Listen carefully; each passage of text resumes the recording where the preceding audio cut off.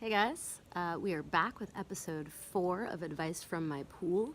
I'm Sarah Knight, author of the No Fucks Given Guide. The first question is, why can't I leave work on time? That is a big one. I don't know specifically why you can't leave work on time, but I do know that there are ways to train yourself to leave work on time. And I talk about this in my second book, Get Your Shit Together. And one of the reasons why people can't either leave work on time or show up to reservations on time is because they don't actually know how long it takes for them to do things.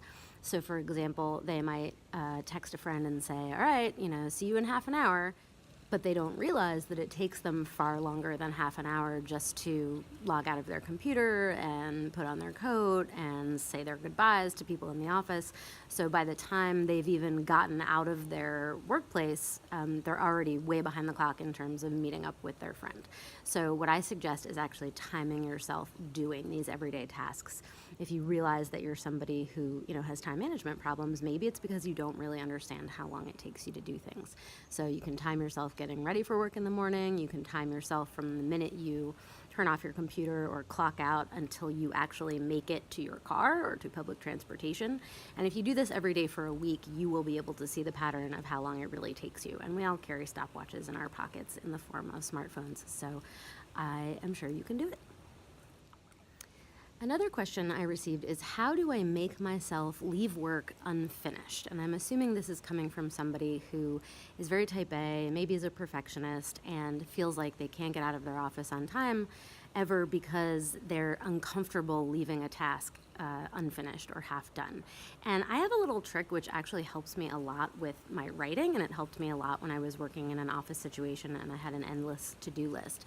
And what I do is I actually aim for stopping in the middle of something. It's hard for me to kind of get going in the morning on brand new ideas, so it's actually really great for me to get halfway through a section that I've already thought about and then close my laptop, and then the next day I'm able to pick up where I left off without having to generate new ideas. I already knew where that was going.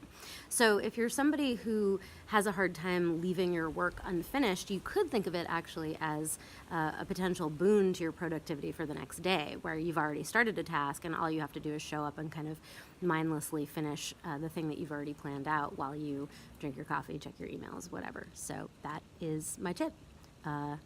Leave things unfinished on purpose. The next question is a financial one, and I just want to say up front that I understand that there's a lot of privilege inherent in being somebody who can give financial advice, and that not everybody can take the advice that I give because we're all in different financial situations. But the question is, how would you handle $17,000 in debt? And that is not a small amount of debt. My own student loans were about $12,000, and it took me about 12 years to pay them off. So what I would do is I would treat it just like I would treat $500 in debt or $50,000 in debt. I would approach it in small, manageable chunks. How much can I realistically save in any given day? And again, I know that there are people who rightfully believe that advice like this is classist and doesn't apply to people who are barely making ends meet. And if that is the case for you, then I'm really sorry about that, and I'm not trying to make it seem like you're not doing the right thing. Oh, look at that leaf that just blew in. Hello, leaf. I'll get you out later. So what I would say is, if it is realistic for you to save a certain amount of money each day by foregoing an expense that you would have otherwise made, popular example is a large coffee from Starbucks or wherever you get your coffee. If you can save that $3 a day, do so. Figure out what that realistic sum of money is, and then make yourself a plan for saving it every day. And I think charts are very useful for this. You can stick one on your refrigerator, and you can color in little squares every day as that $3 adds up. And then you can pledge that every month you are going to take that amount of savings and put it toward your debt. And don't think of it as this giant, overwhelming $17,000, even if it is.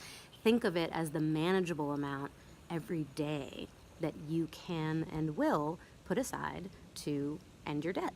And that way you feel accomplished and you feel good about it. You can have a little bit of success every single day. The final question for this episode is, how do you deal with the stress of people constantly telling you not to stress?